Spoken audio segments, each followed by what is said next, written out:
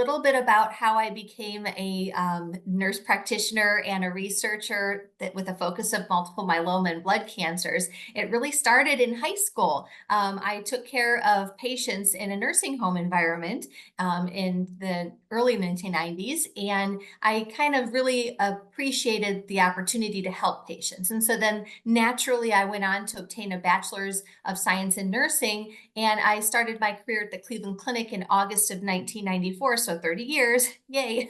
I started at Cleveland Clinic, and it really made me feel happy to be able to provide education. I educated our patients on the chemotherapy and really was able to be a liaison between the physician and the treating team and the patient and their caregiver. And so I have seen with great excitement since starting to take care of patients with leukemia, lymphoma, and multiple myeloma, just the explosion of new therapies in that 30-year period. We went from traditional chemotherapy and long hospital stays with very poor outcomes to now we have, especially with multiple myeloma, we have bispecific antibodies as well as lymphomas.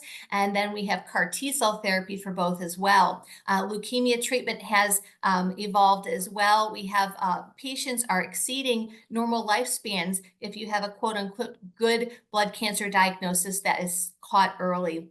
So again, just raising awareness about these blood cancer types and just continuing to encourage your patients to, let's say you're in a community setting and your patient's coming in and getting treatment for their multiple myeloma, for example, encourage them to get an early referral to a treatment center that might have CAR T or bispecific antibodies and just start with that forming of that relationship because they might be eligible for a clinical trial that could change their outcome. Being able to participate in clinical trials early on are things that patients think of, oh, clinical trials are something I should do when there's no other options. But actually, in reverse with blood cancers, if we encourage clinical trial participation early on, if that patient is a good candidate, then they might have early access to treatments that could be a potential cure or prolong their quality and quantity of life. So I'm really excited to see the advances in the last 30 years and particularly in the last decade in blood cancers. And I can't imagine